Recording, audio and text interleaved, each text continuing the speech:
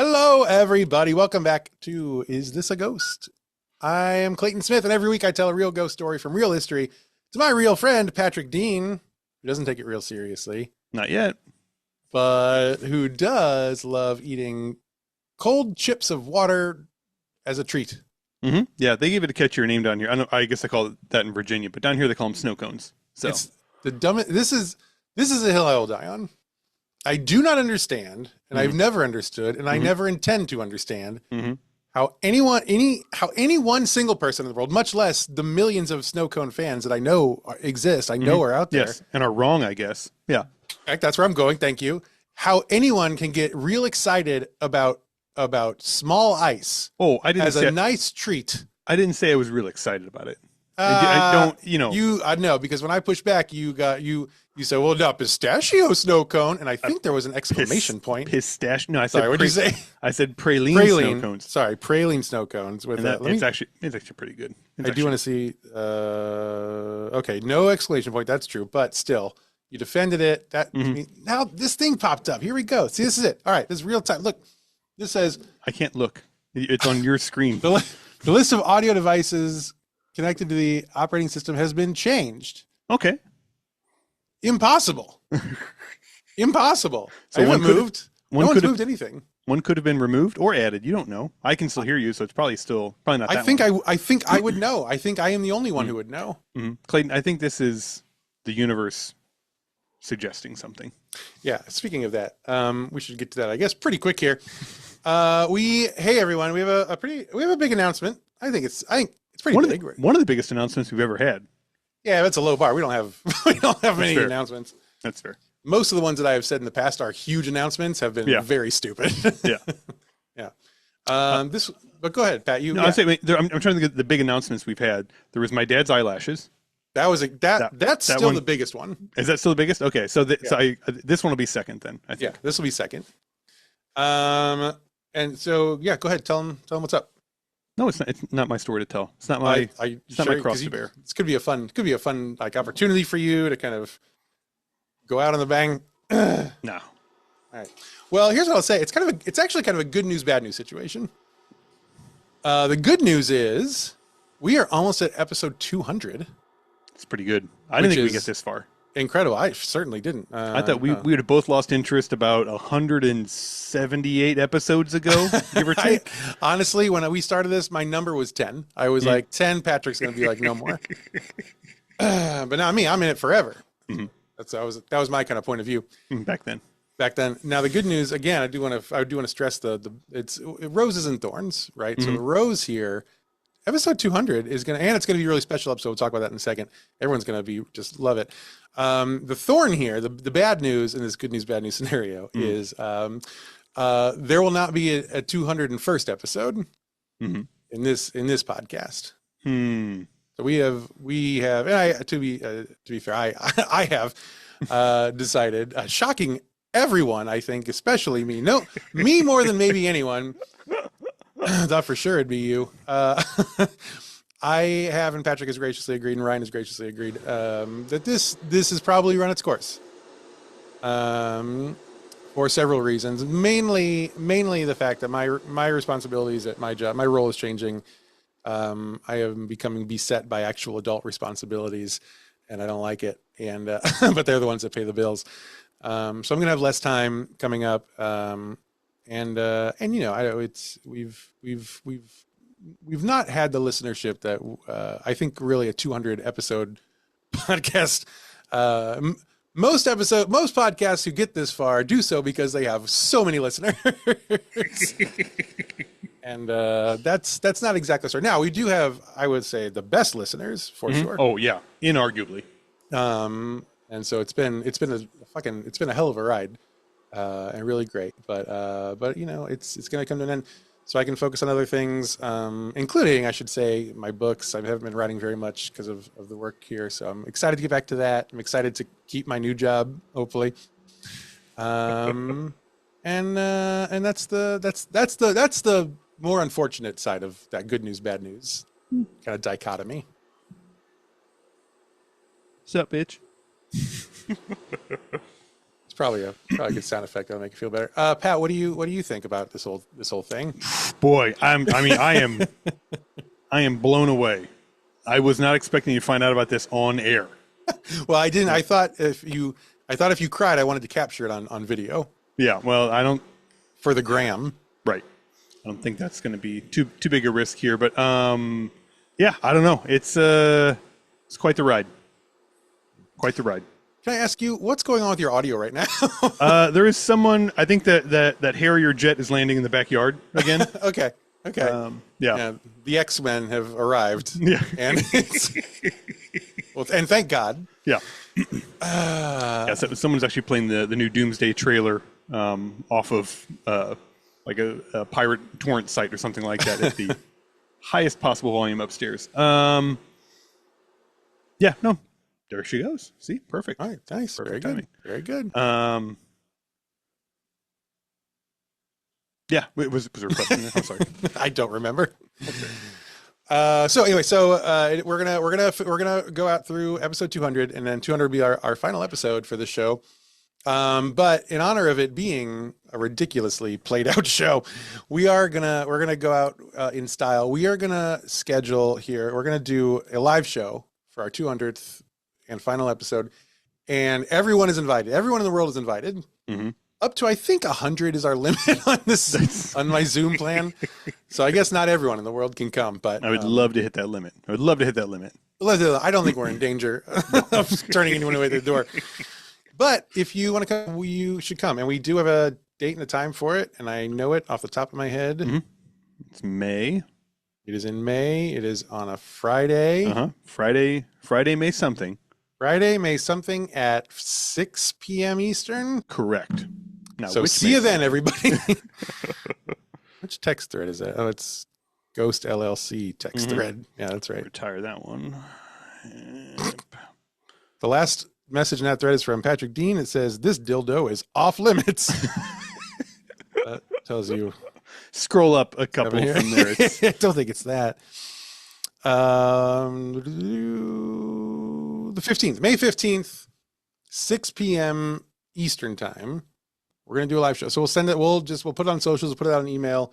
So I hope you can join us. It'll be really fun. So we'll do the story, and then we'll do, as we always do on live shows, we'll do a little Q&A afterward. If anyone still cares to ask us questions at that point. Now, I will say, Ryan has already told me that for every time I tear up during the live show, I lose 1 equity point for Smith Show LLC. So I'm going to try to be real stoic. We'll see how it goes. We'll see how it goes for me. See how it goes.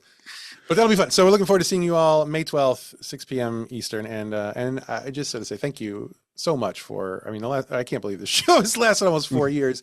It's unbelievable. And it's been incredible. And you all have started a Discord, you've started a WhatsApp.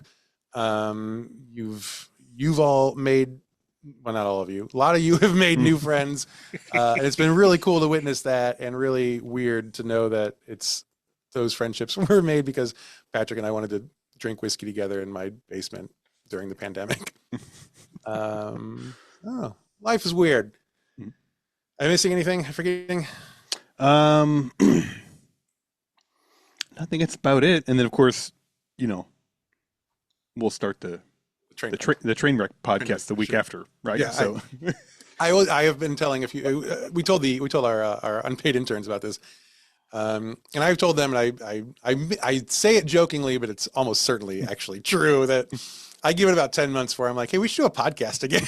And so stay tuned. We'll see. All right. Oh, one last order of business before we get to the story tonight. Mm-hmm. I was doing dishes tonight before coming down here. Mm-hmm. And so here's the setup of my kitchen. Sink is here. Right. Next to the sink is the dishwasher down here. Right. Mm-hmm. Yes. Okay. And then above that, there's counters. There's two cabinets. Oh, yes. Yes. Where you keep things. Yes. Plates and bowls and things here. That's convenient, right above the dishwasher. Yeah. Other bowls and some other strange things here. Okay. You don't know what's serving in there. Dishes and stuff. Okay. No. And this is actually important. I do know what's in there. Right.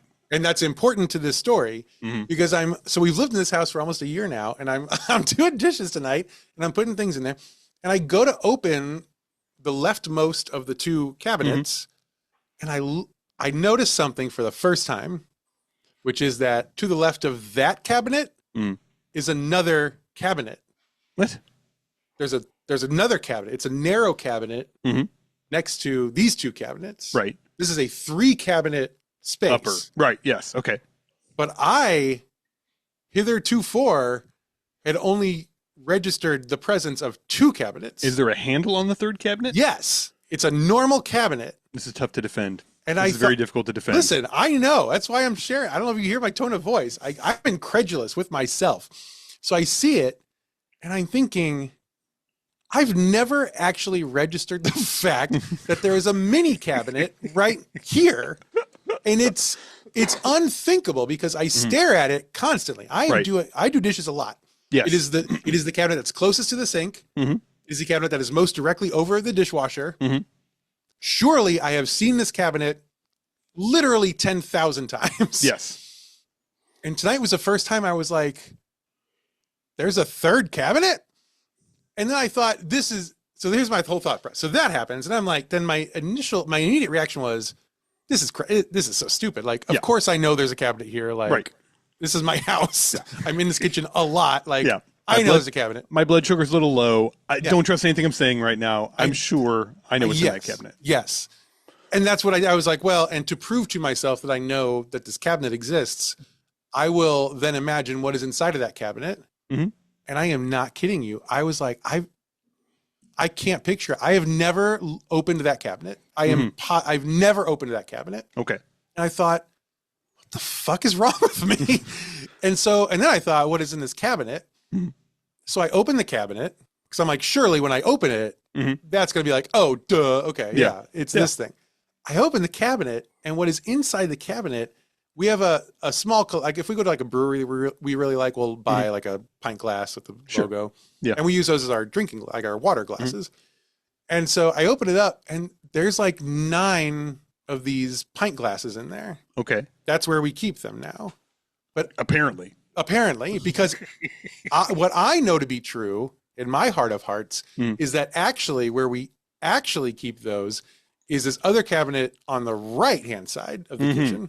Okay. Away from the sink. Away from the sink. Very Makes far sense. away from the sink. Yeah, that's where I would keep cups. Away from and the I sink. started thinking, what? Okay, this makes sense because for the last several months, when I'm emptying the dishwasher, every once in a while I'll pull out a pint glass and I will go over to the far away cabinet and I'll put it in there. And I'm always thinking, the last few months, I've been thinking, man, where did all the pint we go through glasses some go? of these glasses, don't we? They're all fucking gone. They're all gone. And I've thought that, I was like, wow, the dishwasher must be full of them. And there's like no more in there. And I'm always like, the fuck are all our pint glasses? They just scattered around the house, I guess. And that's been the case for several months now, until today, when I realized there's a third cabinet, and that's where Erin's been putting them. And I guarantee that when she moved them there, I guarantee she did say to me, hey, Clayton, look. And she probably opened the cabinet and said, I put the pint glasses here. Right. And I guarantee that I said, oh, good idea, or something to that effect. Right. Without looking up from your game of Marvel Snap. And slipped completely. You know what? This is probably a Balatro problem. This is probably your fault. This makes sense. This makes sense. And so I don't know how long this is, but I do believe, I genuinely do believe I have never opened that cabinet until tonight. And I was stunned. And I wonder what's wrong with my brain. I was kind of hoping for more like a Coraline type plot point here where you crawl into said cabinet. I'd love to, but it's very small. It's a narrow cabinet, and I'm very large. Interesting. Are they ending broad shoulders? Are they ending the podcast in that side of the cabinet too? No, that one's going forever. That cabinet is where I take my little action figure version of me, and I put it in there, and I close it, and then he comes to life in the cupboard, and then he goes and does his little podcast. That makes sense. That makes sense. Yeah. So, how's that podcast going? Pretty good. Have they already, good. Have they already pivoted to train wrecks on that side? They did, and it's going gangbusters for him. Damn it! Fuck. He's retiring. How can? I know. It's fine. It's fine. It's fine. I know. Should have done it. Should have done it. The trick, they pivoted episode 7. They're like, ghosts are over. Little Clayton and Patrick in the cupboard decided early on. They were like, it's train wrecks, I think. That stupid CBS show came on and they were like, well, this party's dead. Well, our SEO is fucked. Let's get out of here. And now they're millionaires and they're retiring. It's a shame. Yeah. I mean, I'm happy for them.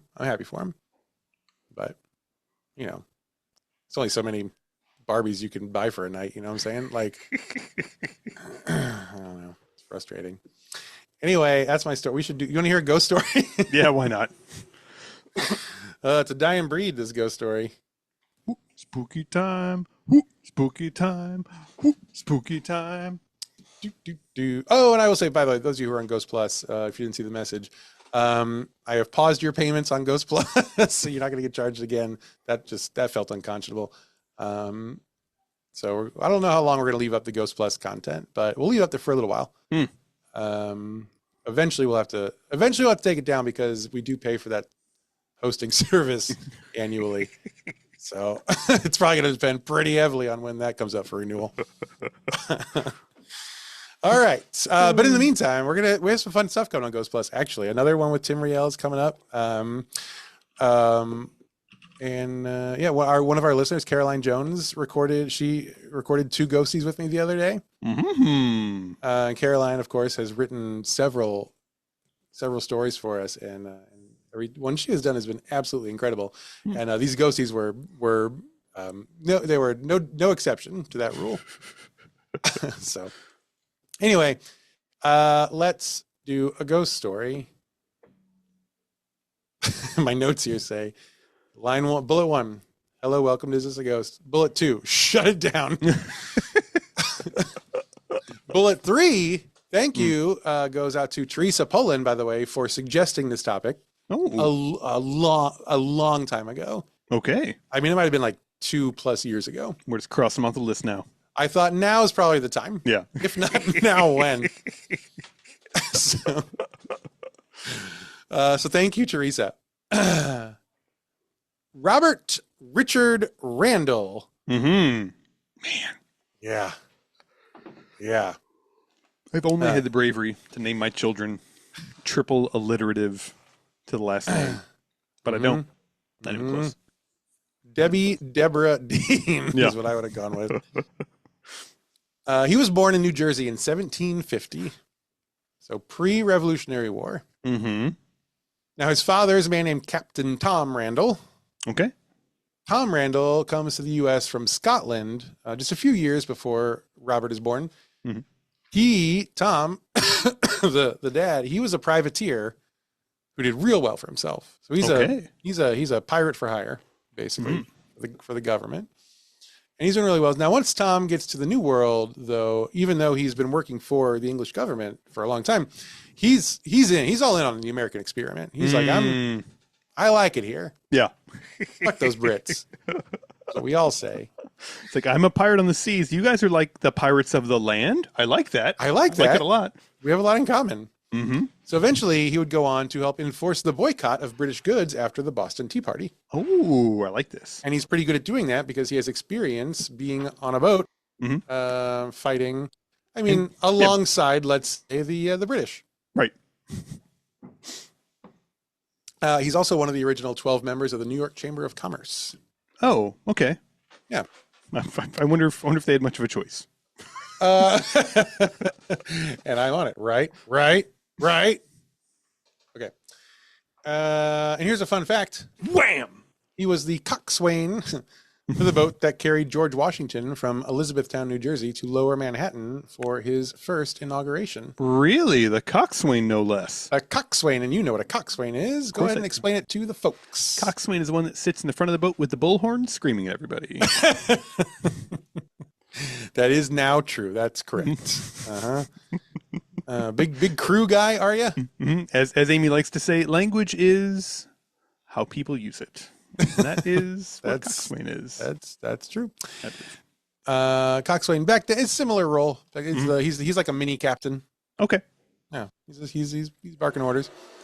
So the dad. So Tom's a pretty big deal as far as people on boats go. Yeah. Now back to his son, Robert Richard Randall, who followed in his father's footsteps and joined the Marine Society of New York. This was actually, he followed his father's footsteps in the sense that he had a boat. Okay, yeah. Follow them off land, off onto the water. off the dock, yes. Now, the Marine Society of New York is actually kind of antithetical to the idea of pirate because that is a relief society or vessel operators. Okay, and their widows and their orphans. Oh, because he was probably relieving a lot of people. Of their vessels. That's right. So it's related, but like two sides of that coin. Was it one of these things where he got like a few hundred yards offshore and then started reading the contract and he's like, "Fuck, God damn it!" So now, after his father, Captain Tom, dies, Robert inherits a pretty decent chunk of change. And he uses it to buy an estate in Greenwich Village. Oh, lovely. Love Greenwich Village. Now, it's important to point at this time in this story, right? It looks different than it does now. How so? Well, I think it was an actual village. It was a very pastoral, small spot. Right. And the music venues, cooler back then, less cool back then. There was more loot. Okay. So it kind of depends on what your loot tolerance is. Yeah. Pretty Still high. Lots of pigs. Yeah. So if any of our listeners who are familiar with Greenwich Village today, this is 1700. So it was rural. He buys 24 acres of Greenwich Village. Can you fucking imagine? You're like, oh, my family made its fortune from owning 24 acres in Greenwich Village. I think Lex Luthor owns like 10 acres of Greenwich Village in a fucking comic. Unbelievable. The boundary today, for people who are familiar with Greenwich, is which is in New York City. It's Waverly Place up to 9th Street, and then between 4th and 5th Avenue. So it's a narrow strip, but first of all, those avenue blocks are huge. And then Waverly up to 9th that's a big chunk of land. Like Waverly is below the place where they stop numbering. So it's 9, 8, 7, 6, 5, 4 down to 1. And then they just do normal names. And this is below that. So pretty good. Big chunk in 1801. But then in 1801, Robert dies. So he's gone. So what's he going to do? Got nothing. I will say, here's a little brag. Actually, it's a fun fact. Wham! Robert's will was drawn up by guess who drew up his will? Say Benjamin Franklin. It's 1801. You're not too far off. You want to try again? Thomas Jefferson. Alexander Hamilton. Alexander Hamilton. There's a million wills I haven't drawn. Just you wait. Yeah. Alexander Hamilton draws up his will, which is fun. In that will, Robert instructs political, religious, and civic leaders to erect, quote, an asylum or marine hospital to be called the Sailors' Snug Harbor. This was one of the cut songs from the musical, wasn't it? Yeah, I think so. Looking at Snug Harbor, looking for a barber. There was like, I don't know. I don't know, Lynn. Like, nothing rhymes with asylum. I don't know. It's... Let's see. Looking for asylum. See, I gotta stay, Mom. And they're like, that's not quite it. No, that's not quite it. It's a slant rhyme. We'll put it at the end, and maybe we cut it for time. Yeah, maybe. Yeah, maybe. We'll see. It's called Snug Harbor, Sailor Snug Harbor, for the purpose of maintaining and supporting aged, decrepit, and worn-out sailors. So a nice rest home and hospital for retired sailors. I like aged, decrepit, and just worn out. It's like, you know what? Yeah. I don't think so. Not anymore. like an old horse with like a depressed back or something like that. Yeah. Put it out the pasture. Thoughts about naming this place Snug Harbor? I mean, there has to be a different definition of the word snug back then. I mean, is it? I think like I don't snuggly, know, man. Just like a snuggly, comfortable place. I think it's a snuggly little place. I mean, I like it then. It's pretty cute, right? Yeah. I'm not turning that. If I'm an old, decrepit, used up sailor and someone's like, do you want to live in Snuggle Harbor? Yeah, God, you know what? I kind of do. I sure fucking do. Yeah. Where were you 25 years ago? Yeah. Snug Harbor, Sailor Snug Harbor. So he wants to build Snug Harbor on this property in Greenwich Village. Now, you've been to Greenwich Village. You remember seeing a Snug Harbor anywhere around? There was nothing snugly in Greenwich Village. It's the least snug place I've been to, actually. One time, who's the Andy? What's his name? He does all the E Network stuff. Cohen? Yeah, Andy Cohen. Yeah. One time, our friend Dick and I were walking through Greenwich Village, and Dick and I were walking on the sidewalk, and we're just chatting, and Dick is telling a story, and he's like, he's blah, blah, blah. He's like, this happened, then this. He goes, hey, Andy, what's up? And keeps going, and I'm like, what was that? And I turn around, and Andy Cohen had passed. I didn't register it because he was like the cabinet of people. Right. I didn't see him coming. But he was like out walking his dog, and Dick like just totally like, didn't miss a beat. Hey, what's up, Andy? Keeps going. So I turn around to see Andy Cohen turns, and he's like, who the fuck was that guy? What the fuck is that? And Dick just kept telling the story. Oh man. Anyway, love Greenwich Village. Let's see. So the endowment, of course, is to come from his Greenwich Village estate. Mm-hmm. Yes.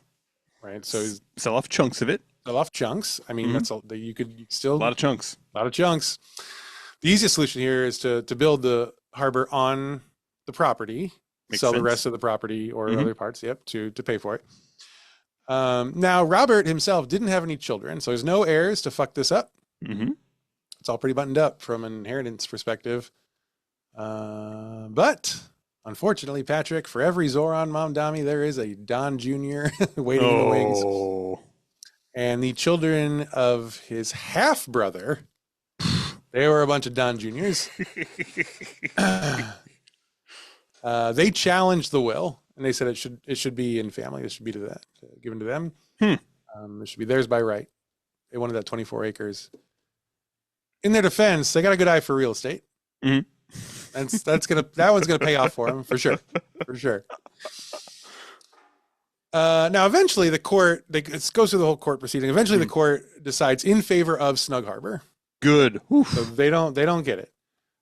Control is given over to the newly formed Snug Harbor Institution, which I believe is a nonprofit organization that would make sense to steward this money. Yeah, but unfortunately, it took so fucking long to go through the process that by the time this happened, the kids had already subdivided the land and leased out the pieces. No. And now it would be illegal for them to cancel those leases. Right. Sure. So the court says, okay, fine. Here's what we're going to do. The money that comes in from those leases, now that belongs to Snug Harbor Initiative. Oh, wow. Okay. So, yeah. Can you imagine courts working like pretty well? It's crazy. My God, here's another fun fact. Wham! The initiative continued to own the property for a long time. And it actually might own it till this day. I did consider researching that and did not. This show's over, so I didn't bother. But they leased and maybe still do lease apartment buildings, department stores, and at least part of the campus of NYU. Oh, hey. There you go. So they're doing pretty well, I think. Or we're doing pretty well. Again, I do not know. Yeah, whatever. So it is that in 1831, Sailors Snug Harbor has a $16,000 bundle of cash, which is a lot of money in 1831, with which they buy 160 acres on beautiful, scenic, pastoral, lovely Staten Island. Oh, beautiful. What are some things you know about Staten Island, Pat? I know that I've never been to Staten Island. Correct. I know that no one has ever asked me if I've been to Staten Island. Uh-huh. I know no one has ever mentioned anything I'm missing out on Staten Island. Those are the three things I know about Staten Island. I was thinking about this. I've also never been to Staten Island. And you lived in New York. I spent a lot of time there. So I actually put together a series of fun facts. Bam! This episode is chock-a-block. Some fun facts about Staten Island. You ready? I've got basically 3. Okay, that's about what it deserves. Number 1, Staten Island is where the Wu-Tang Clan grew up. Oh, okay. So that's fun. That is actually pretty good. Number 2, Staten Island is sometimes referred to as, quote, Trump Town. So it's less fun these days. In 2024, Trump won Staten Island by 65.4%. Oh. For New York City, that's crazy. And then this is kind of tangentially related to Staten Island. In 2022, a decommissioned Staten Island ferry boat, because there's huge ferry boats that go back and forth, because people live over there, but it is, as the name suggests, right. They live over there, but they don't want to be over there during the day, is what I'm hearing. Yeah, which makes a whole lot of sense from what I know about it. So there's a big, in 2022, one of those decommissioned ferries was purchased by Colin Jost and Pete Davidson of SNL fame, who planned to turn it into a floating concert venue with restaurants and bars. And? Well, sometimes they joke about it now on SNL. I don't know if you ever watch Weekend Update. Pete Davidson was on, I think it was this past season. Pete Davidson was on, he just made a surprise appearance on Weekend Update. And as part of it, of course, they were talking about this because it's not going great. Part of it is on them because they did name this project Titanic 2. Which I bet they thought was so funny at the beginning. Here's a quote I found about this project. Quote, "It has faced significant delays, high maintenance costs, and legal issues." I don't know. We wish them the best of luck. They still own it. They haven't sold it yet. So, good luck, everybody. I do find myself wondering, what does ScarJo think of this? I think ScarJo, I think she keeps asking Colin what he's spending his allowance on. And Colin's like, nothing. Nothing. Do you think there's a greater than 10% chance when they were talking about their wedding, Colin was like, we could do the reception on the boat. Yeah. And ScarJo was like, if you want there to be a wedding, no, we will not. Let me just check the calendar for Titanic 2 real quick. I just want to see if it's available. Yep. It looks like it's available that night. But anyway, so they buy this land out on Staten Island. And Staten Island comes with some baggage, I guess. But the good news here is at last, Snug Harbor has the money and the space and the legal freedom to be realized. There was just one requirement for admittance into Snug Harbor, which was 5 years sailing under United States flagged ship. Okay. That's it. Not too bad. Which is actually, it's not bad. It's a pretty broad, it's pretty generous policy because that meant you could be a member of the military or just a civilian. You could just be a guy who works on a boat. Sure. You could be like a lobster guy. Yeah. Is that what they're called? Lobster guys? Yes, you could be a lobster guy. Absolutely. Yeah. Those guys, I imagine, get used up a little bit quicker. I think probably. I think, yeah. And only 5 years. Only 5 years. Only 5 years. You could be like 23 years old and ready for Snuggle Harbor. Again, I would say it's Snug Harbor. Right. Yeah. My way's better. Okay. That feels like actually a loophole. Yeah. Should we do this? It's not too late for us. It's still there. I think it's still doing its thing. They even opened it up to U.S. citizens who had served on foreign ships for 10 years or more. Oh, okay. Yeah.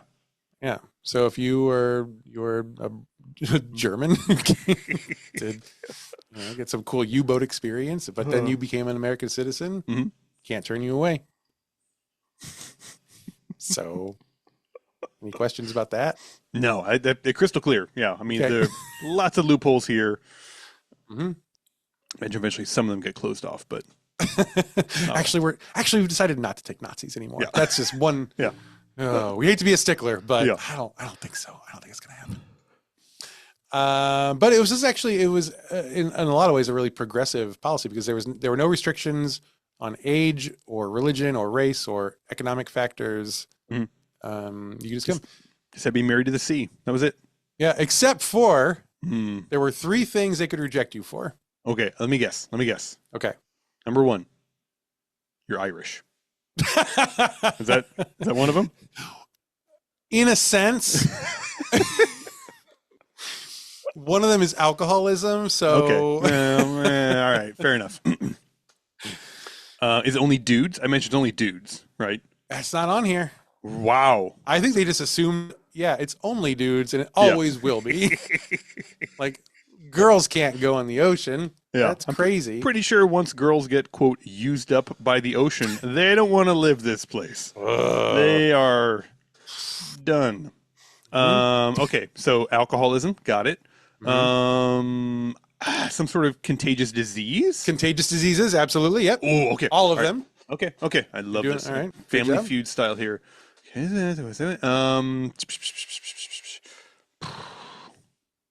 Now, okay, I'll give you a hint. The hintiest hint.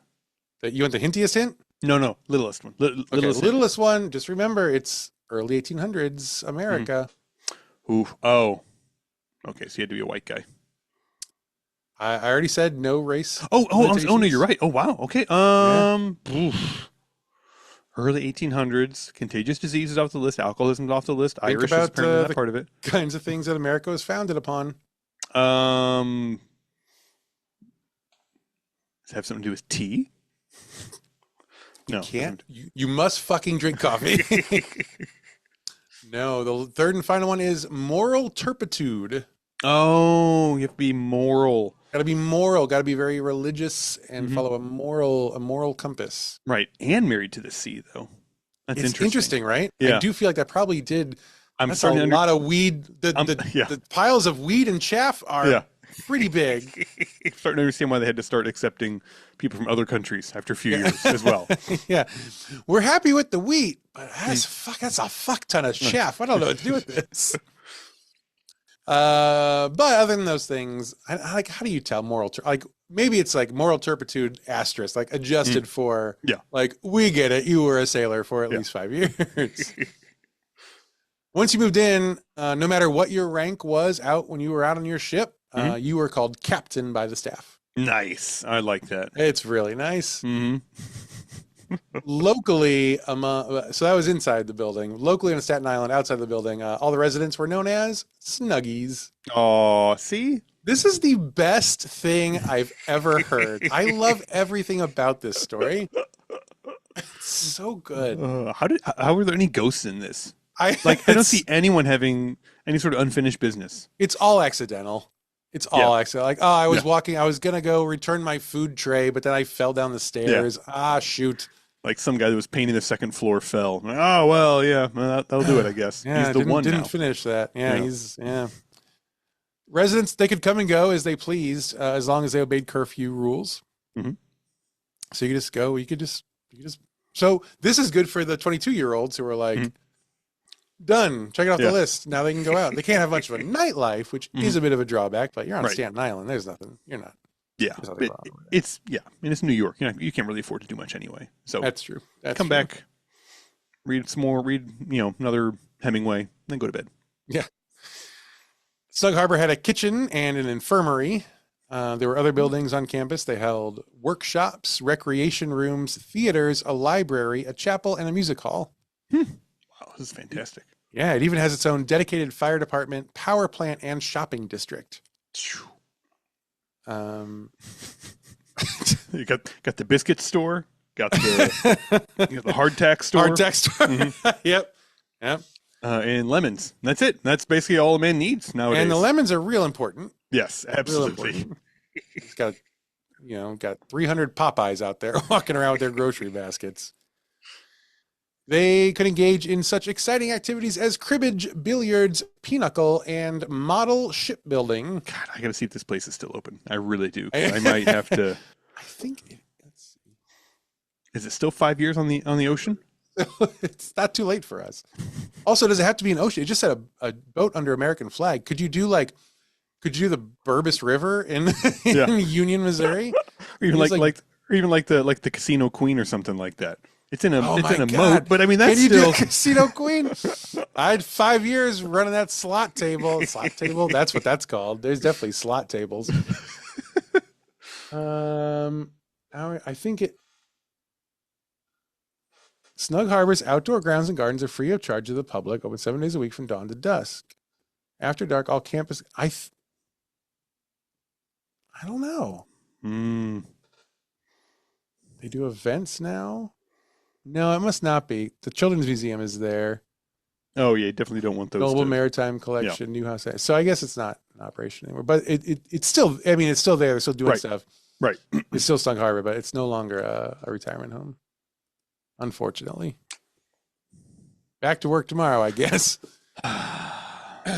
They also receive regular this is great. Of course it didn't last because it's too good. It's too good for this world. This world does not deserve Snug Harbor. Get Zoran Mamdani on the phone. I have an idea. They also received regular allotments of liquor and tobacco and 2 suits a year. What are you going? What are you going through 2 suits a year doing exactly? The 3 p.m. dance hall, obviously. I'm wearing the ass out of these suits. Oh man. Believe it or not, we have another fun fact. Wham!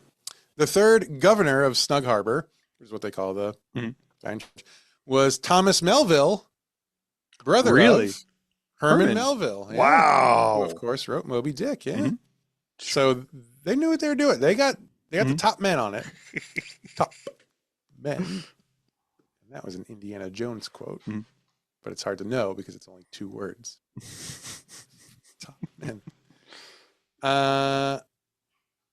Oh, and listen, if you want an intensive description of Snug Harbor's history, there's a Wikipedia page. It's unbelievable. It is longer than the page of most American presidents. It was so long. I scrolled for half an hour and I didn't hit the bottom. It's insane.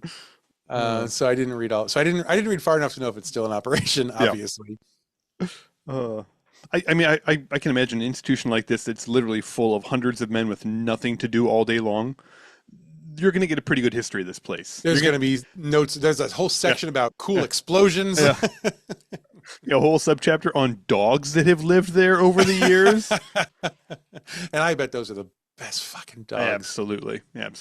Speaking of dogs, I forgot. I want to make an announcement. So last time I told you that we were getting a dog. Right. I remember. Kind of. That still is true. However, we were supposed to get it last Saturday. But you'll notice I don't have dog energy tonight. We don't have dog. I see that. We wrapped this up a long time ago if we had dogs here. Jellybean's sister got parvo. Oh. And she's doing okay. She's doing okay. She's fine. Good. Don't scare me. Yeah, sorry. But Jellybean is in 2-week quarantine. Yeah. Just a little cage by himself. No. Eating through the bars? His sister is in a cage by herself. Okay. Which is sad but necessary. Right. Parvo's no joke. But he and the other, she currently has 9 dogs at her house because if someone comes to her like, I have these puppies, like someone needs them, she never doesn't turn them away. And so she has 2 of her. She has 10 dogs. She has 2 of her own. She has the 4 dogs. She's got Jellybean and his siblings. And then this other woman, like 2 days later, was like, and here, I have these puppies. And so now she has. So anyway, Jellybean's, he's socializing just fine. Yeah, clearly. In the craziest house in Virginia. Yeah. But she did, because I told the girls that we weren't going to be able to have him for 2 more weeks. And they were very sad. Obviously. And I was like, Maple, listen. Maple's sobbing. I'm like, I am just as sad as you are. Yeah. I'm just I'm keeping it in better, but then the foster mom did say we could come and bring the girls to meet Jellybean. And so you may have seen this. Oh my gosh. Look how little he is. Now, Maple is a tall child, but she is a child. Yeah, I was going to say Maple is also a pretty sturdy child. So yeah. So yeah, but still very tiny dog. Anyway, so he's doing great. So he's still coming here, but it's gonna be a while.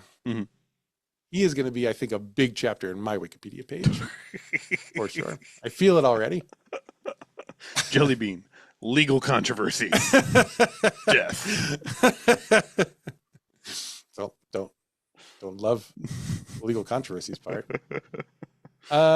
Anyway, so yes, the Wikipedia page is crazy. It's linked in the show notes if you want to check it out for yourself, because I'm sure you do. It's wild. Anyway, we're going to cut to the chase here. It was a great retirement home. I knew the answer. They did really well into the mid 20th century. Sorry, I knew the answer. I just have been a lot of my mind lately. Did really well until the mid 20th century. Social Security was created.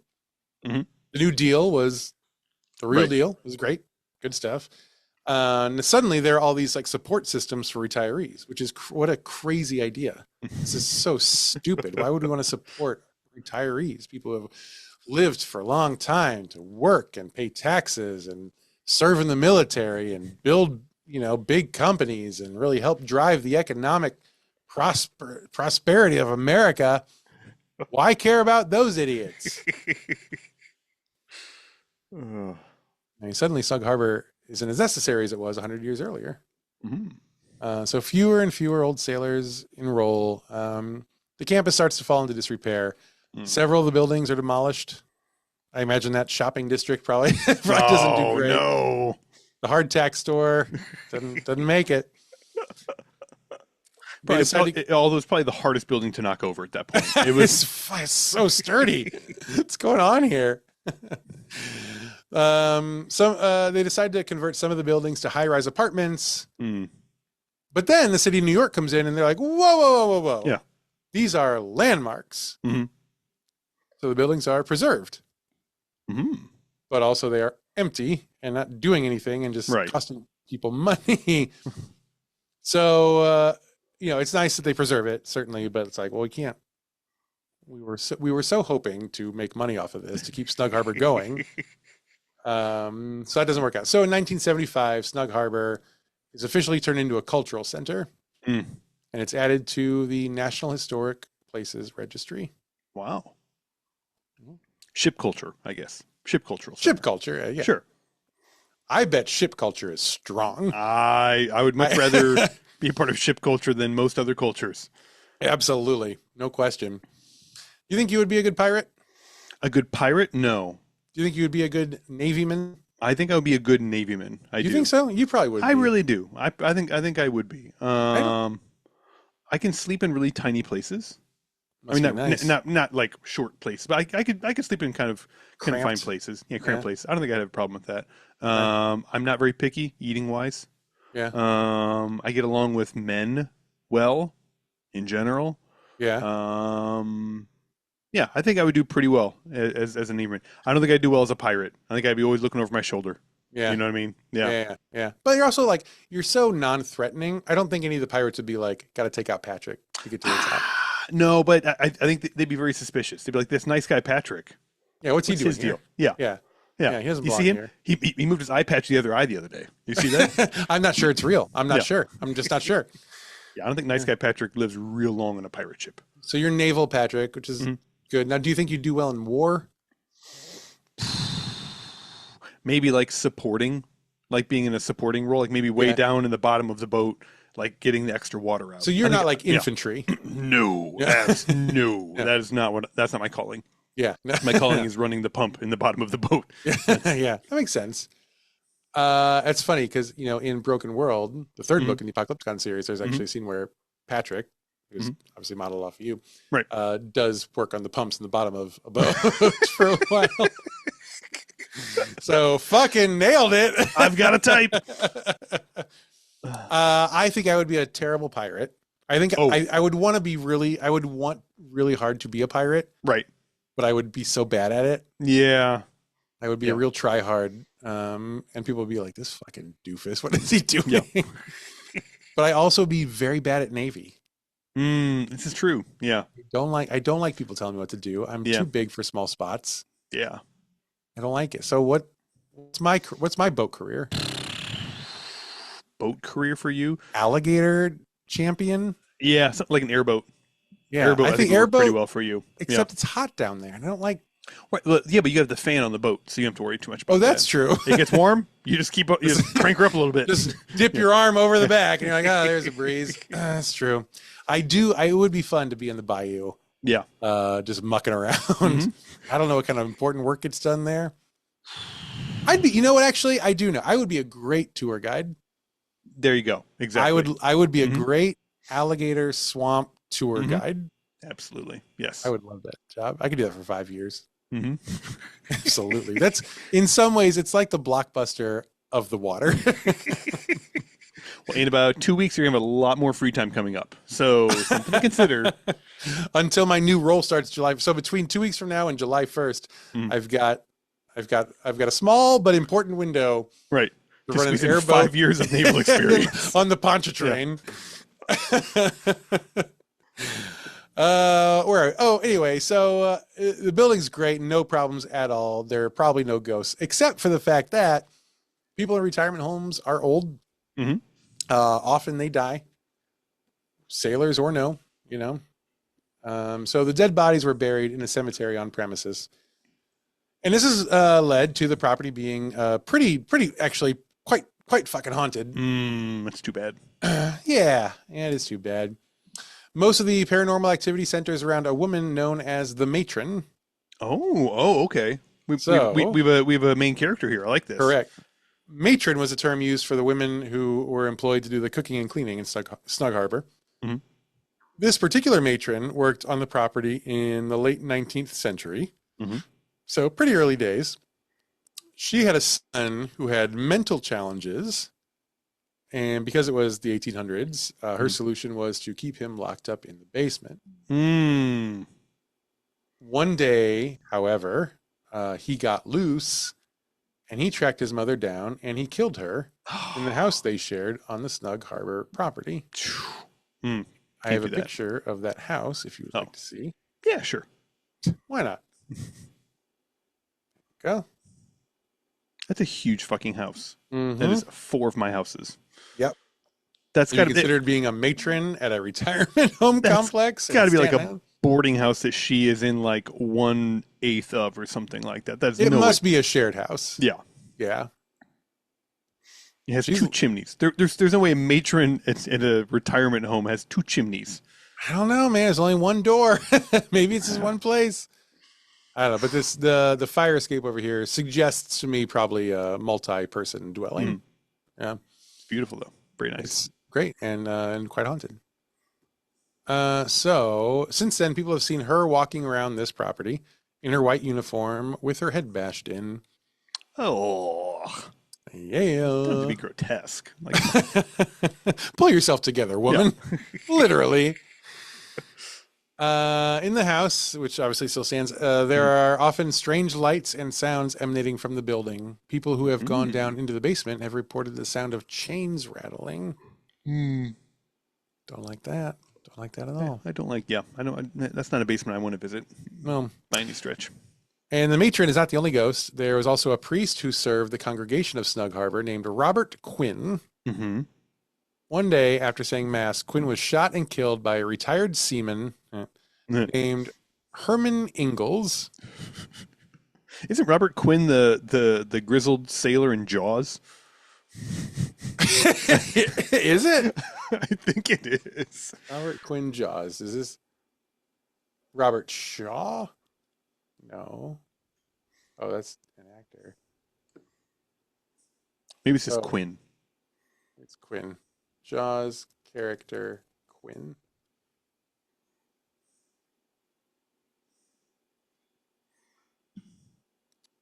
Oh, Robert Shaw played the iconic grizzled shark hunter Quint. No, Quint. I'm Jaws. Sorry. My fault. So Robert, yes. Quint, yes. Yeah. Just different. Okay. Yeah. I haven't seen Jaws since I was a kid. I need to watch that movie again. It is one of the most incredible, perfect movies ever. I mean, they just did the big re-release a couple years ago. Mm-hmm. Like the 40th anniversary or 50th. Yeah. Yeah. Did you go to see it in the theater? I did not. I know. You don't see anything in the theater. Yeah. But I watched it by myself at home and scared the shit out of myself and was just blown away by it. I remember even as I was like 8. I was like fucking 6 when I saw it. I was living in Baldwin. So I was 5 or 6 when I saw it. It was a movie where it's like I was so scared because it's so scary. Yeah. But also just like, this is incredible. I've been a little nervous to watch it since then because I'm like, what if it doesn't hold up? Oh, it absolutely does. And there's a bunch of shots and techniques and stuff from it that were, brand new for that movie that every like monster action movie since then just completely rips off. Jurassic Park and Independence Day and all these kinds of movies. There's nothing but homages to Jaws throughout all those movies. It's pretty incredible. If we had more time, I would suggest a iTag Jaws watch party. Alas, I guess I'll have to watch it on my own. Anyway, so Quinn is shot and killed. This priest Quinn is shot and killed by a retired seaman, Herman Ingalls. I assume no relation to Charles Ingalls. I mean, Charles's family would never. It's a pretty famous place. You never know. Charles's family would never. The little house on the prairie would never stand for this. According to the New York Times, witnesses said Ingalls was terrified that Quinn was going to expose him over some, quote, horrid affair. Oh. Though no one knows what the fuck he's talking about. So probably wasn't in danger of anything taking it seriously. We can't ask Ingalls, obviously, because now he's dead, but they couldn't ask Ingalls because he killed himself immediately after the murder. Huh. And today there seems to be a spirit who can't quite quit the church area. Several visitors have reported receiving directions from a priest dressed in old-fashioned priest garb who disappears after he tells them where to go. Ooh. So far, no sailor ghosts. At the sailor retirement home. Which makes a lot of sense. This tracks. Tracks. Yeah.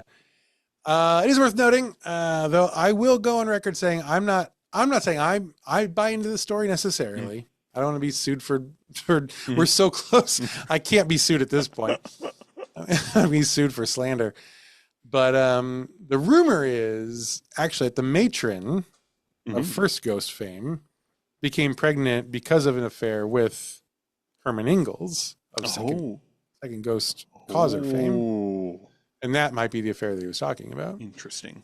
According to that story, the couple couldn't go to the town doctor for her pregnancy because of the illicit affair. And so they asked the town butcher to help deliver the baby, which I did spend some time thinking about this. And because first reaction was quite like yours, bristling mostly. But I bet a butcher does have a pretty decent idea about anatomy. I would also figure they're looking around saying, who's the least queasy person on this whole island of sailors? Who can cut this umbilical cord real quick? Yeah. So there's some sense there, I think.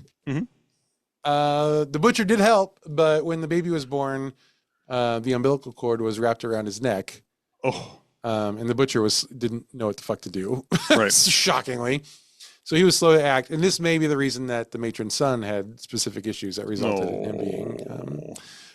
him ultimately being confined to a basement in chains. What a downer this story has become all of a sudden. It was so sweet for so long. But that's not the ITAG way. Snuggle Harbor becomes Snuggle Hell. Yeah. Snuggle Hell, though, still sounds kind of nice. It's one of the outer circles. I'll give you that much. It's better than America right now. I'll tell you that for sure. Supposedly, the butcher had such a guilty conscience about this whole thing. He would spend long evenings out on his porch, like alone, like avoiding his wife. And one night he was doing that for too long, and it was too cold. And he froze to death out there on the porch. And now the butcher's ghost haunts that porch. And that house also persists to this day. Goodness. And that's it. That's the ghost I got. That is the story of sailors' Snug Harbor in Staten Island, New York. Incredible. I was just there. I should have gone. You should have gone. I should have dragged the whole fucking family over to Staten Island. You do have to go to Staten Island. It's the only problem with that is you just have to go to Staten Island. A lot of bros. A lot of crypto bros. I don't know.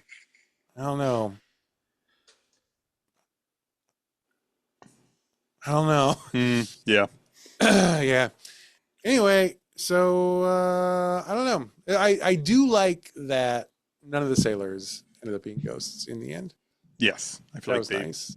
They don't deserve that. It also does make me think, like, this actually is right. Someone who might bump into Mamdani should say, hey, listen, Snug Harbor, can we do that again? Yeah. Maybe let's do like one in each borough. Like, let's do it like it was so good. It was so pure. Listen, here's how you know. Here's the metric that tells you how good it was. All the ghosts, not a single sailor. Not a single one. Uh, You have my friend Johnny today. So Zoran, when he's not living in the governor's mansion, he lives in Astoria in Queens. And I have a lot of friends who live there as well, and one of them is my friend Johnny, Johnny Pruitt. He one day after election, but before the swearing in, so he's mayor elect. Johnny's at CVS, and also shopping at CVS that day was Zoran Mondani. And Johnny's just like, "Hey, are you Zoran Mondani?" And he's like, "Oh yeah, nice to meet you." And they were talking and stuff. They got a picture together, and Zoran was there with his wife. And Johnny was like, "Do you want to bring her in the picture?" And Zoran was like, She doesn't really like that. So Johnny's she doesn't like this as much as I do. No, yeah, he seems to be loving it, and he's absolutely fucking killing it. She might be a more private person. Yeah. Anyway, more Snug Harbors, fewer of everything, literally everything else. All right, so this is episode 198. We got 2 more after this. I guess so. So we're running out of time to say good, like, poignant things at the end here. Is there anything you want to share about? Not really? No. I mean, it's yeah. That's how you know this show is played out. Well, then it's probably up to me to say this has been a production of Smith Show Media. Thank you so much to everybody for all your support all these years, truly. We are going to miss doing this, but I'm going to love having time back and getting more rested and doing stuff. It's going to be pretty good. All the notes this week were taken by me, Clayton Smith. All the funny jokes were from Patrick Dean. Our audio editor is Jeremy Montoya. Our video editor and website person is Jen Swanson. Our social media manager is Jen Jones. All our merch is done in collaboration with Stephen Luna and Fox and Quill Studios. And I feel comfortable saying we will see you next time. Say that. I'm running out of opportunities to say that. But until then, don't sleep with anyone with even the narrowest ties to Little House on the Prairie. Otherwise, we may be talking about you next week on Is This a Ghost?